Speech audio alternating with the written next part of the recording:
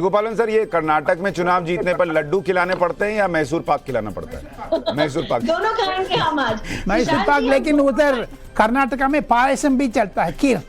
अच्छा, वो भी चलता है। लेकिन एक चीज और बताइए सर कि ये अगर जेडीएस जिस तरह से अभी तक परफॉर्म करती दिख रही है, क्या ये बीजेपी के लिए अच्छा होगा अगर जेडीएस बहुत अच्छा परफॉर्म ना करे? क्योंकि कांग्रेस तो अच्छा कर रही थी, उनके लिए उम्मीद ये थी कि भाई जेडीएस खराब करे और उधर से हम कुछ चीजें ले लें। प्रशांत, एक चीज का ध्यान रखिए, अगर पोस्टल बैलेट में बीजेपी और कांग्रेस के बीच में 6 का फर्क दिखाई पड़ रहा है तो ये ईवीएम में बढ़ेगा। ये बीजेपी के लिए खतरे की घंटी है, क्योंकि पोस्टल बैलेट में हमेशा बीजेपी आगे रहती है। अर्बन एफ्लुएंट वोटर्स ही ज्यादा उसमें वोट करते हैं, जो बीजेपी का अपना स्ट्रांग होल्ड है। लेकिन आशुतोष सर, इसमें एक डिफरेंस हमने अभी हाल में उत्तर प्रदेश चुनाव में देखा था, जहां पोस्टल बैलेट खुले थे तो बीजेपी पीछे हो गई थी। लेकिन कर्नाटक, और आप जो कह रहे हैं वो सही है, अमूमन बीजेपी आगे रहती है। राजगोपालन सर, आप बात पूरी करें। 98 पर बीजेपी है। नहीं, ये जो भी है आशुतोष कह रहे हैं बिल्कुल ठीक कह रहे हैं, मैं उनके बात के समझ हूँ, क्योंकि बैलेट पेपर अलग है, रियल काउंटिंग अलग है। लेकिन 3 बजे तक आपको रुझान आने की उम्मीद है, क्योंकि 14 बार काउंटिंग करना पड़ेगा। नहीं, मेरा सवाल था सर कि जेडीएस, और ये देखिए बोलते बोलते बीजेपी 3 डिजिट में आ गई है। बीजेपी 100 के आगे चली गई है रुझानों में। बीजेपी को 101 सीटों पर बढ़त, कांग्रेस 92 पर, जेडीएस 13 पर। तो कर्नाटक चुनाव के जो रुझान आ रहे हैं सबसे तेज टाइम्स नाउ नव भारत पर आप देख रहे हैं रुझान और नतीजे। अभी नतीजे थोड़ी देर में आने शुरू होंगे, लेकिन शुरुआती रुझान में बीजेपी 100 का आंकड़ा पार कर गई है। 101 सीटों पर बीजेपी आगे, 92 सीटों पर कांग्रेस गठबंधन, 13 पर जेडीएस गठबंधन और 1 पर अन्य। तो आप जो कह रहे थे राजगोपालन सर, वो तो होता दिख रहा है। बीजेपी कम से कम रुझानों में, शुरुआती रुझानों में 3 डिजिट में। ये आमने सामने दोनों दाएं बाएं में दोनों कांग्रेसी बैठे, में डर लगता है दोनों डर लगता है। लेकिन मुझे एक चीज से, जेडीएस के बारे में आपने पूछा था, जेडीएस दोनों तरफ में मार खाएगा, लेकिन बीजेपी के साथ जाएगा। गाली, इतना भी कच्चा गाली सुन लो, लेकिन एक लॉलीपॉप से वो आ जाते हैं। तो अभी तो मैसूर पाक की बात करिए ना, लॉलीपॉप मत करिए। मैसूर पाक, लॉलीपॉप भी नॉर्थ इंडियन का है, तो हम साउथ इंडिया की बात कर रहे हैं। साउथ इंडिया मैसूर पाक, हाँ बस। अच्छा, लेकिन एक चीज बहुत नवभारत दर्शकों को एक चीज बहुत जरूरी बताना चाहता हूं। जैसे नरेंद्र मोदी ने 2014 से नए चेहरा लेके आ रहे हैं, जैसे उत्तर प्रदेश में योगी आदित्यनाथ को पकड़ा है, जैसे कर्नाटका में तेजस्वी सूर्या, तमिलनाडु में अन्नामलई, और तीसरा है आंध्र प्रदेश में संजय बंडी। ये नए लोग बढ़का रहे हैं, क्योंकि अनदर 10 इयर्स 15 साल का क्या रुझान है। आने वाले चलते हैं हमारी सहयोगी श्वेता के पास। शुरुआती रुझान में बीजेपी 100 के पार चली गई है, लेकिन इन आंकड़ों को और हमने आपको एनिमेटेड तरीके से और बेहतर तरीके से समझाने के लिए कुछ इंतजाम किए हैं। श्वेता के पास चलते हैं, श्वेता आपको बताएंगी इन आंकड़ों के मायने। श्वेता।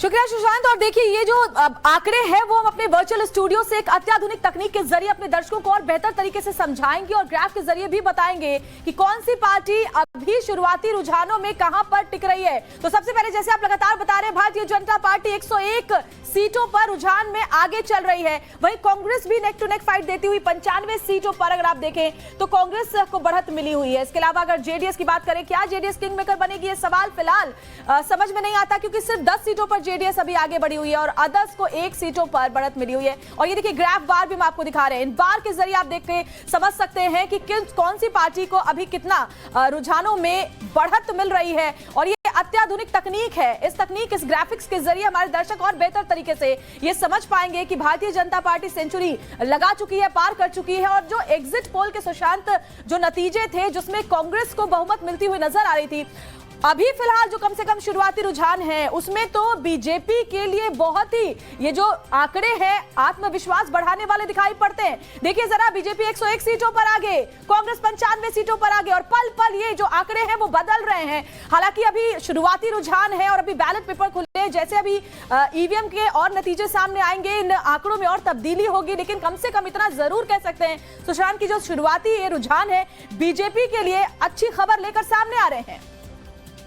शुरुआती रुझान में बीजेपी के लिए अच्छी खबर, लेकिन ये रुझान अभी बदल सकते हैं। ये हम बार बार दर्शकों को बता रहे हैं। ये शुरुआती रुझान है, करीब 9:30 बजे के आसपास, अभी से करीब 1 घंटा और इंतजार कीजिए, जब आपको ये दिखने लग जाएगा कि भाई क्या तस्वीर हो सकती है, उसका एक अनुमान लगना शुरू होगा। ये अभी पोस्टल बैलेट के बाद हो सकता है, कुछ ईवीएम खुले होंगे। ये दर्शकों को ये भी बता देना किस टाइम पर आपको रुझान आएगा, 10:30, 11:30, 12:30। हाँ नहीं, 9:30 के बाद एक थोड़ी सा लगने, 9:30 के बाद आपको अंदाजा लग जाएगा, 9:30 तक। 10:30 तक आपको बैठेगा कि इधर इधर इधर करके 11:30।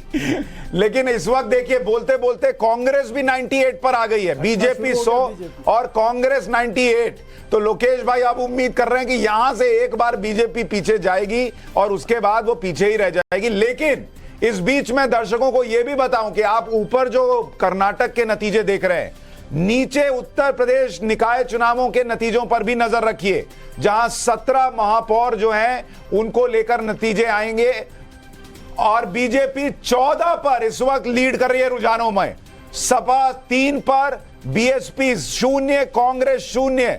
तो 17 के रुझान आ चुके हैं महापौर को लेकर। और यूपी जो नगर निगम के चुनाव चल रहे थे उसमें 14 पर लीड ली हुई है और समाजवादी पार्टी 3 पर। मैं चाहूंगा एक एक छोटा रिएक्शन उत्तर प्रदेश के लिहाज से आप सभी लोगों का लूं।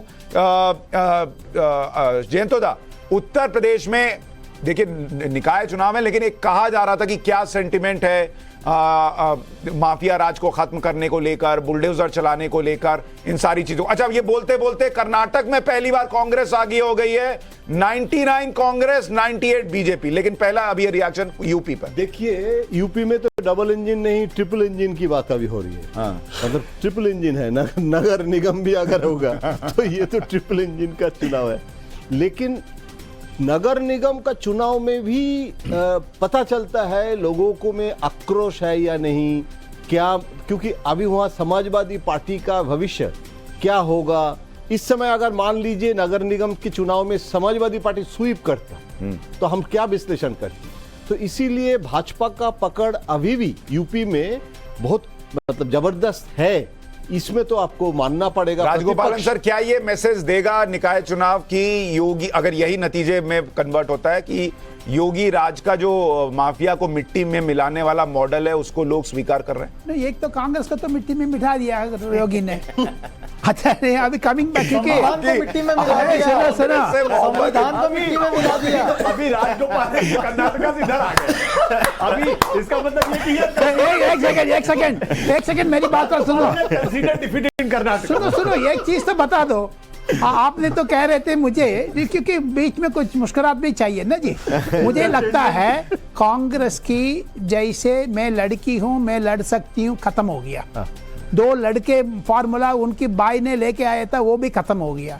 सर पहली बार, एक मिनट, कर्नाटका में पहली बार कांग्रेस कर्नाटका में 100 के पार, 100 पर पहुंच गई है। बीजेपी 99 कम हो गया, कांग्रेस 100। अब आप यूपी पे छोटा छोटा रिएक्शन, फिर हम कर्नाटक पर लौट जाएंगे। सर क्या ये मैसेज है यूपी का कि योगी मॉडल पसंद आ रहा है माफिया? बिल्कुल पसंद आ रहा है। राम मंदिर ओपन होने के बाद और भी हो जाएगा। उस पर एक छोटा मैंडेट ही सही, लेकिन है नहीं, बिल्कुल इसमें कोई दो राय नहीं है कि वहां भारतीय जनता पार्टी बहुत मजबूत है और समाजवादी पार्टी उस तरीके से उसको टक्कर नहीं दे पा रही। और लोकल बॉडीज के इलेक्शन में तो जो सरकार में है उसको भी फायदा होता है। लेकिन इसमें योगी आदित्यनाथ की अपनी लीडरशिप, वो बहुत स्ट्रांग लीडर्स के तौर पर इमर्ज किए वहां पे।